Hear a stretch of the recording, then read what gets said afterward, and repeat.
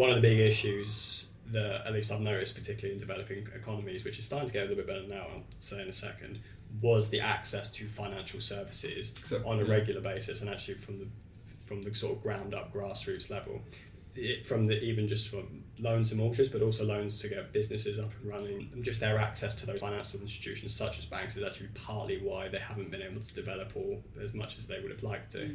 Yeah, absolutely. That's the thing with banking, right? We talked a lot about banking already and about its roles and also about its issues to some extent. And like one key finding in all banking research is that banking typically improves things. So as you say, like it is important that like in developing countries that you make these services available, that you make it available for people to deposit, safely store their money, and also for people to get loans and to receive credit, to purchase houses, to make investments, to start businesses, everything that is typically improving the economy.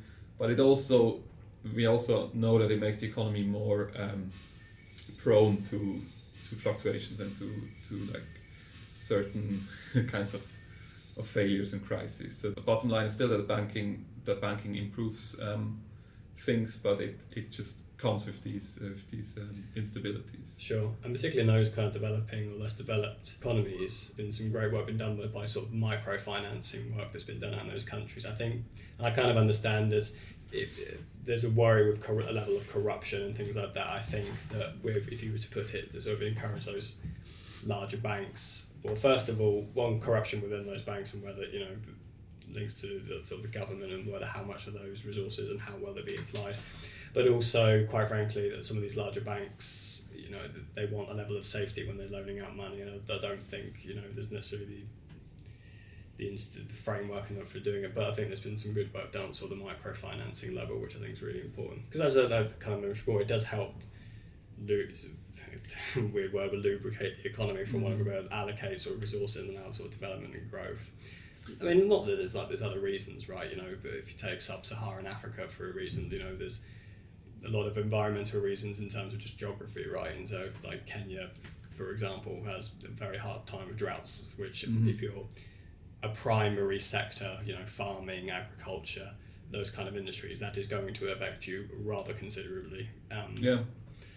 No, and actually banking was very important for the agricultural sector specifically. I mean, there's also in Europe many examples of these kind of farmer banks originally that had a big role in providing credit to farmers to exactly like be less exposed to things like droughts or something, because as a farmer typically you need to invest, you need to buy the seeds and everything, and you need to maybe buy some machinery, and then there's the harvest. So only after the harvest you have an income.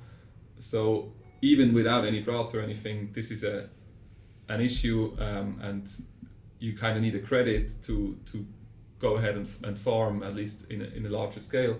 And then on top of that, if there's something like a drought, then then you even have then you need some kind of insurance against this, and these are exactly the things that banks can provide, and that banks did provide in Europe again in like the 18th, 19th century, and this is hugely important for economic development, and of course it requires some sort of environment where like there's some legal stability, where you can, both as a banker and as a farmer who receives a credit or makes a deposit, that you can kind of trust the system that this is going to work as planned.